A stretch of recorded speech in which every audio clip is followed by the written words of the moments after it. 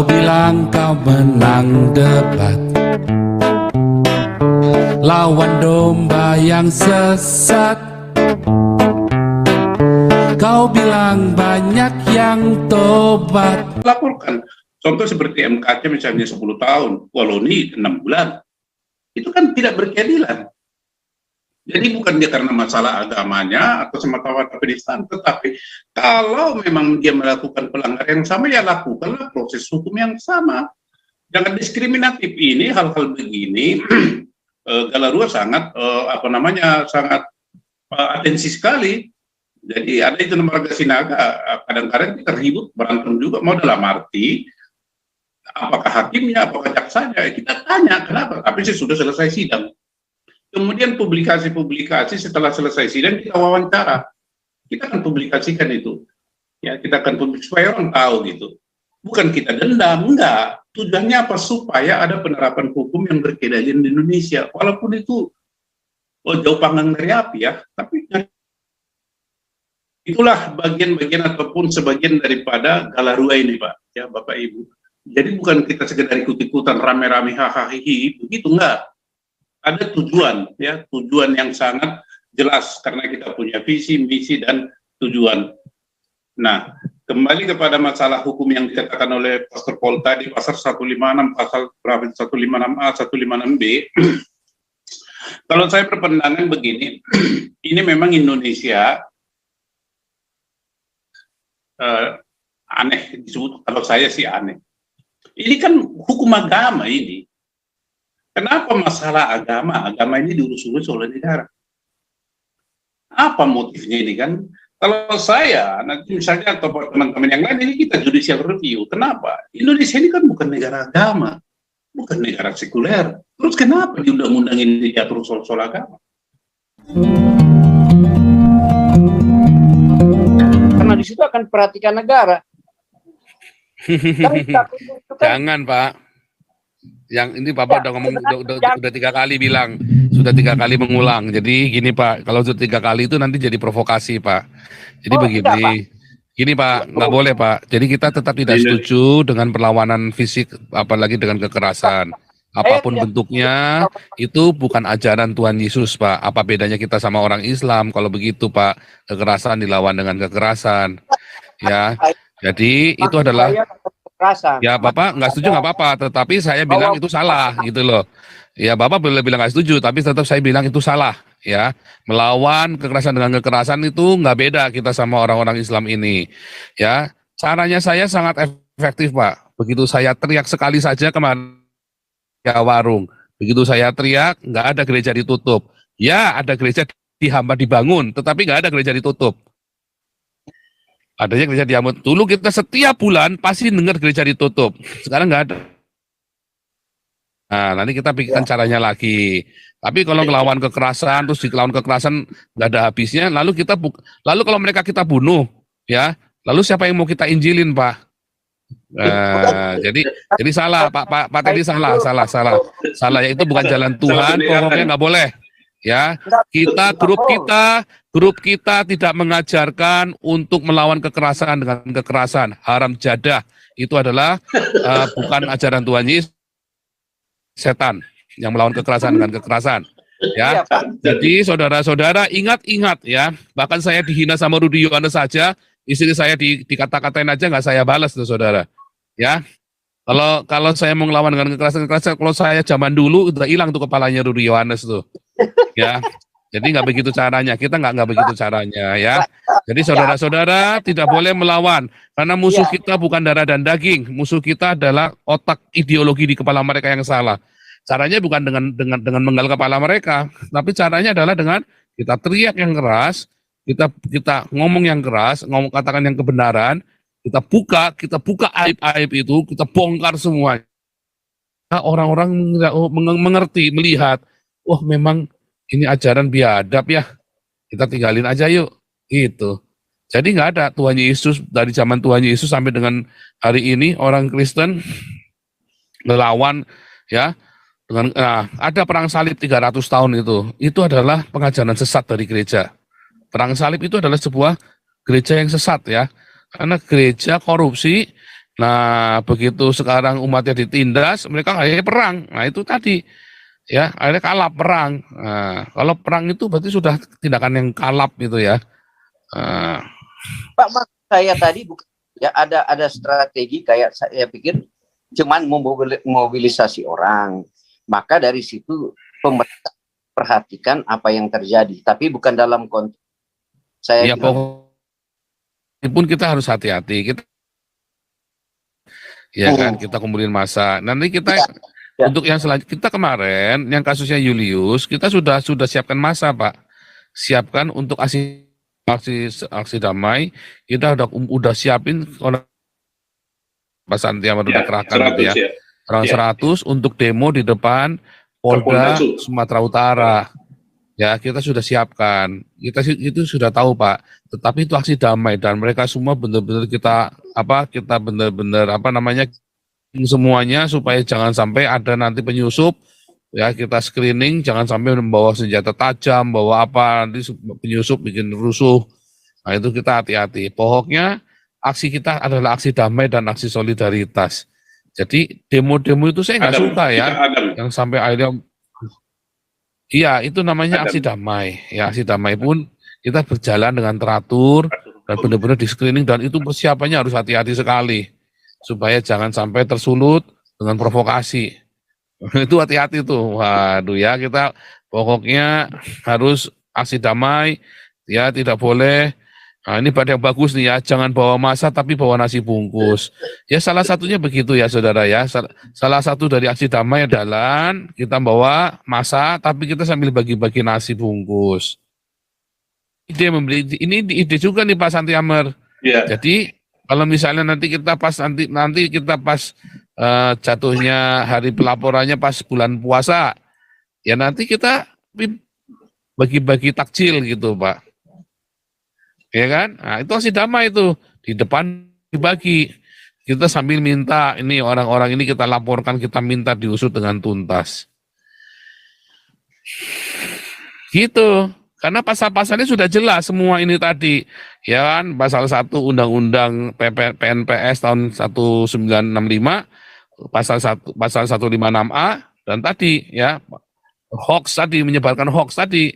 Ya kan? Pasal 14 Undang-Undang nomor 1 tahun 1946, 34. Nah, itu penting ya. Jangan bawa senjata, nggak boleh. Jadi kita benar-benar harus hati-hati. Begitu Pak Santi Amer. Silakan tanggapi Pak Santi Amer. Oke, terima kasih Pastor Paul, teman-teman yang ada di Indonesia dan luar negeri. Jadi sebelum saya permasalahan, saya ingin menyampaikan dulu sangkut pautnya yang dikatakan oleh Pastor Paul tadi. Misinya itu apa? Oh, sepertinya ikut cawe-cawe. Jadi kita Bapak Ibu sekalian ya, terutama yang bilang Pak Paul tadi, ya para apologet itu adalah merapat karena akhir-akhir ini banyak para apologet itu yang dilaporkan, dipenjarakan. Bapak Ibu ya, di organisasi Galarua yang sah dan sah berbadan hukum dan diakui oleh negara ya melalui SK Kementerian Hukum dan HAM Hak Asasi Manusia Republik Indonesia pada tanggal 24 Juli ya, hampir 6 bulan yang lalu. Itu sah kita, artinya oleh undang-undang ketika kita melakukan apa yang tersurat di anggaran dasar daripada Galarua itu. Kita melakukan apa yang tersurat di anggaran dasar Galarua dan anggaran rumah tangga. Contohnya, teman-teman tadi ya, ini nanti ada kaitannya kenapa Pak Pastor Paul itu mengajak para apologet itu merapat dengan Galarua. Di salah satu pasal ya, salah satu pasal anggaran rumah tangga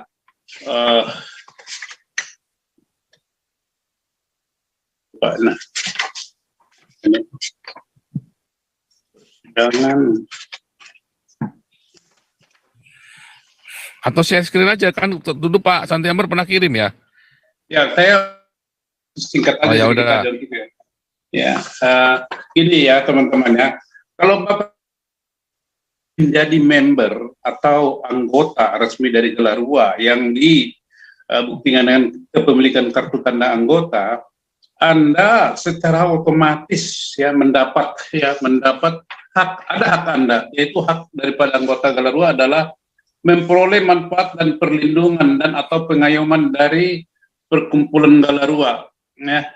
Jadi ini apa ini? Perlindungan, ya, pengayoman. Artinya kalau ada wajib memenuhi hak daripada anggota itu. Nah, untuk misalnya para apologet, anggotanya nanti bisa diatur hal yang khusus diperhatikan. Itu adalah kewajiban dari Galarua, diminta atau tidak diminta. Galarua harus ikut serta membela dan memberi perlindungan anggotanya. Kedua, masalah laporan keuangan, ya, itu pun sebenarnya tanpa yang lain-lain itu ribut-ribut, katakanlah seperti Rudi Yohanes atau siapa. Ya, kita ini diatur, Pak, ya. Ini laporan tahunan pasal 26 anggaran dasar. Laporan tahunan memuat sekurang-kurangnya laporan mengenai keadaan, kegiatan dan jalannya perkumpulan, hasil yang telah dicapai, ya. Laporan keuangan yang terdiri atas neraca dan atau laporan posisi keuangan, yaitu berarti debit dan kredit atau jurnal atau arus kas. Kemudian laporan aktivitas, laporan arus kas. Terus laporan aset, ya, itu neraca tadi. Jadi Bapak Ibu diminta atau tidak diminta, akhir tahun kita diperintahkan membuat laporan.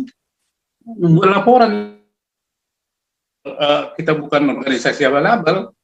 Ya, itu dua hal yang saya perlu tekankan dulu di dalam organisasi Galarua ini. Nah, sekarang hadirnya Galarua ini ada manfaat nggak kepada pribadi-pribadi, khususnya anggota, yaitu pastilah ya, memberi manfaat itu membela, melindungi. Jadi kalau teman-teman anggota Galarua mengalami persoalan hukum, ada kita namanya divisi Durak, divisi Bakum dan Durak. Hukum Durak itu adalah pengaduan. Jadi mengadu saja Pak, Bapak ke Galarua dengan catatan walaupun Bapak misalnya belum tercatat sebagai anggota daripada Galarua, kita tetap memberi dan law enforcement. Ya, kita tetap itu. Jadi bukan kita eksklusif hanya untuk anggota Galarua, tidak. Karena kita adalah ruang lingkup kegiatan kita adalah kemanusiaan, advokasi dan mediasi, ya, advokasi dan litigasi. Nah, ini teman-teman sekalian, untuk itulah manfaat yang Bapak Ibu bisa rasakan langsung dari kehadiran Galarua. Jadi kita tidak memandang suku, tidak memandang sara atau siapa. Ketika Anda mengalami misalnya baik perorangan maupun kelompok per kelompok mengenai persekusi, diskriminasi, pelaksanaan peradilan hukum yang diskriminatif, beritahu kita. Bukan kita artinya, tapi setidaknya kita memberikan bantuan lah, ya, bantuan hukum, advokasi dan lain sebagainya. Nah, sekarang yang sedang kita tangani ada 3 perkara. Satu, Krisni Huang, ya, itu banyak perkara dia itu yang walaupun kita tidak ditunjuk resmi sebagai lawyernya, tetapi karena Krisni Huang ini adalah anggota kita, kewajiban kita untuk melindungi dia dan memberi pengayoman. Kemudian ada ini yang sekarang lagi dalam proses banding, yaitu Jansen Utajulu, ya, yang dilangkat. Kemudian ada yang satu lagi dari Kalideres, ya, itu tadinya berhubung lawyernya LQ, tetapi kita mediasi. Sekarang sedang berjalan dalam persidangan dan tetap kita kawal. Kita kawal itu supaya apa? Karena di dalam proses persidangan ini kadang-kadang hal-hal yang aneh terjadi. Jadi kita kawal itu. Kalau sidangnya terbuka, kita kawal, ya, kita rekam semua apa yang terjadi dan akan kita laporkan nanti kepada katakanlah Komisi Yudisial, ya. Kita laporkan itu, diminta atau tidak diminta. Contoh, kita di dalam mengikuti sidang kemarin hari Selasa. Saya bukan menyentuh materi sidang, ya, tapi proses. Sidang berlangsung secara hybrid. Jadi si terdakwa itu ditanya jawab dengan hakim melalui Zoom. Sementara si pelapor atau si JPU ada di situ, terus pengacara daripada si terdakwa ada di situ, maka kita jadi bertanya, ya, ini prosedur apa? Ya, betul, ada dulu peraturan Mahkamah Agung yang mengatakan selama pandemi bisa dilakukan sidang secara online. Selama pandemi COVID itu ada ketentuannya. Kemudian kalau si terdakwa jauh jaraknya, tidak di lokasi, katakanlah si terdakwa ada di Papua, kemudian sidangnya di Jakarta, itu bisa Zoom. Kalau si terdakwa ada di Jakarta, di lapas di Jakarta ini, terus dilakukan Zoom, itu memenuhi syarat enggak? Ya tidak. Nah, kadang-kadang ini pengacara alpa dengan apa situasi ini, kita dari Galarua memperhatikan itu, maka kita catat. Kita catat akan kita laporkan ini ke Komisi Yudisial, bahkan ke Ketua Pengadilannya. Kemarin kita minta langsung audiensi dengan Ketua Pengadilan, cuma nggak bisa, kita minta hari Jumat, mungkin hari Senin. Kita akan laporkan ini, Pak. Jadi biarkanlah aspek hukum murni itu ditangani oleh pengacara, ya, yang memang kita rekomendasi. Aspek di luar hukum kita jalan, Pak. Itu yang bisa dilakukan oleh Galarua. Nah, di sini Bapak Ibu mungkin heran lah, kalau begitu apa? Uangnya orang ini, uang kami ini misalnya uang makan, uang jalan dari mana? Ya udah, volunteer. Kalau ada situ dikasih misalnya transport, ya kalau nggak ada pakai uang sendiri. Nah, dalam hal ini memang diperlukan dukungan dari teman-teman seperti yang dikatakan Pak Paul. Ini baru yang kecil ya, yang kecil, belum lagi nanti yang besar. Nah, saya kembali kepada, sudah saya jelaskan ini Galarua, maka Galarua itu di dalam hal melaporkan itu tadi, seperti yang dikatakan Pak Paul, kenapa dicabut laporan? Gini Pak, kita mencabut laporan itu atau membuat laporan itu bukan masalah dia beragama A, beragama B, beragama C, tidak. Kalau memang dia menista agama. Katakanlah si A menista agama terus diproses. Si B melakukan hal yang sama tidak diproses. Maka yang kita persoalkan adalah penegakan hukum yang berkeadilan. Kenapa pemerintah melakukan penegakan hukum yang berbeda terhadap pelanggaran yang sama, orang yang berbeda pelanggarannya sama? Kenapa? Itu yang kita gugat, kita laporkan. Bahkan polisinya kita laporkan. Contoh seperti MKC misalnya 10 tahun, Waloni 6 bulan. Itu kan tidak berkeadilan. Jadi bukan dia karena masalah agamanya atau semata-mata penistaan, tetapi kalau memang dia melakukan pelanggaran yang sama, ya lakukanlah proses hukum yang sama. Jangan diskriminatif. Ini hal-hal begini, Galarua sangat sangat atensi sekali. Jadi ada itu Marga Sinaga, kadang-kadang kita ribut, berantem juga, mau dalam arti apakah hakimnya, apakah jaksanya, kita tanya kenapa, tapi sudah selesai sidang. Kemudian publikasi setelah selesai sidang kita wawancara, kita akan publikasikan itu, ya kita akan publikasi supaya orang tahu gitu. Bukan kita dendam, enggak. Tujuannya apa? Supaya ada penerapan hukum yang berkeadilan di Indonesia, walaupun itu jauh panggang dari api ya, tapi itulah bagian-bagian ataupun sebagian daripada Galarua ini Pak, ya Bapak Ibu. Jadi bukan kita sekedar ikut-ikutan rame-rame hahaha begitu, enggak. Ada tujuan, ya, tujuan yang sangat jelas karena kita punya visi, misi dan tujuan. Nah, kembali kepada masalah hukum yang dikatakan oleh Pastor Paul tadi, pasal 156, pasal 156A, 156B. Kalau saya berpandangan begini, ini memang Indonesia aneh disebut, kalau saya sih aneh. Ini kan hukum agama ini. Kenapa masalah agama ini diurus-urus oleh negara? Apa motifnya ini kan? Kalau saya, nanti misalnya atau teman-teman yang lain, ini kita judicial review. Kenapa? Indonesia ini kan bukan negara agama, bukan negara sekuler. Terus kenapa di undang-undang ini diatur soal agama? Ini adalah sesuatu seperti nggak ada kerjaan daripada ini negara ini mengatur-atur ini. Apapun alasannya ini perlu juga kita judicial review ke Mahkamah Konstitusi nanti Pak Paul. Soal menang kalah itu urusan nanti lah, tetapi kita judicial review. Kenapa? Indonesia ini bukan negara agama, bukan negara sekuler. Loh, kok lantas ini masuk di dalam hukumnya itu masalah agama? Apakah ini tidak membuat nanti negara ini terus ngurusin agama terus? Agama terus yang diurusin. Sementara yang lain sudah maju, ini masalah agama dulu. Apa yang ditakutkan? Tetapi ini sudah tersurat, ya sudahlah. Kita juga nanti lakukan bukan perlawanan lah ya, uji materi lah, judicial review. Nah, ini yang saya sampaikan kepada teman-teman, perjuangan daripada Galarua ini bukan hanya masalah yang fisik tadi, masalah orang yang dihukum atau apa, juga di dalam hal mengoreksi peraturan perundang-undangan yang menyimpang daripada Undang-Undang Dasar 1945 yang namanya judicial review. Judicial review ini kita lakukan. Nah, itu hak kita. Itu adalah perjuangannya Bapak Ibu berat. Tidak seperti kita kalau orang Manado bilang gigi cili itu begitu digigit langsung. Seperti kita ini Bapak Ibu pekerjaan menggali pelabuhan. Beda dengan misalnya membangun bangunan ya. Taruh batu 2-3 biji langsung kelihatan hasilnya. Taruh udah langsung biji. Tapi pelabuhan dilihat orang bilang itu gila, itu kerja apa itu menggali pelabuhan. Memang dibilang gila, ya nggak apa-apa. Tetapi sesudah suatu waktu nanti kapal tanker besar bisa berlabuh dan bersandar di pelabuhan itu. Itulah hasil kerja kita. Itulah Galarua. Kadang-kadang memang gagal, Bapak. Masalah hukum ini sangat rumit sekali. Tapi kalau kita adalah karena darah kita adalah darah NGO, darah militansi, nggak urusan kita.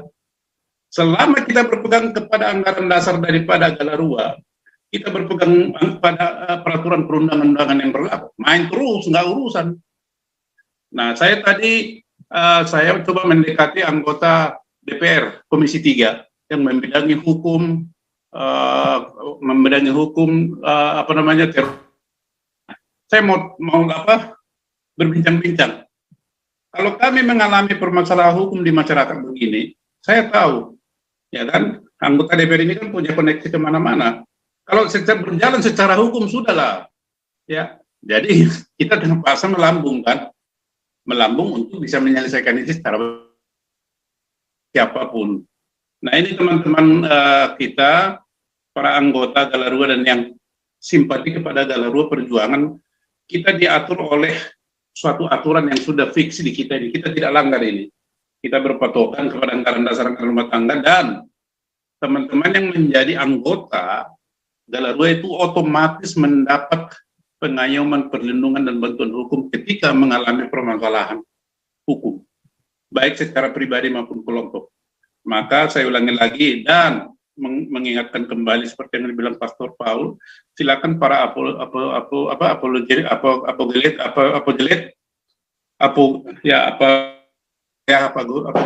bergabunglah yang merapat kepada Galarua.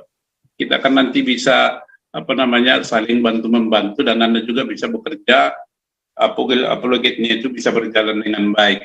Ini aja saya sampaikan Pak Paul, tetapi ini akan berkembang terus. Saya mempunyai keyakinan selama masalah agama dicampur barukan dengan masalah negara akan begitu terus. Mudah-mudahan nanti di suatu kesempatan ini bisa menjadi pembicaraan yang ramai, baik di DPR maupun di MPR, ya, untuk nanti perbaikan negara ini, ya kan, untuk perbaikan negara, yang minoritas, yang mayoritas bisa berdampingan. Kita selalu dengar istilah moderasi agama. Bagi saya itu moderasi agama apa manfaatnya? Nggak ada gunanya kan? Apa hasilnya? Selalu saya duga ini adalah proyek menghabiskan uang. Moderasi apa? Agama nggak bisa dipertemukan dua agama yang berbeda kan? Mana bisa dipertemukan itu? Nggak bisa. Jadi biarkanlah agama itu berjalan sesuai dengan keyakinan masing-masing. Siapa yang membuat keributan ya tangkap, bukan atas nama agama. Ini dulu dari saya, Bapak Ibu, ya, untuk penjelasan singkat dari saya. Minggu depan atau mungkin tahun depan kami akan memaparkan program kerja dari Galarua. Ada program 1 tahun 2023 mau bikin apa saja, tujuannya apa, terus program kerja secara 5 tahun ke depan sampai 2027 dan program jangka panjang. Jadi Bapak Ibu bisa mengikutinya dan bisa mendukung di bagian mana.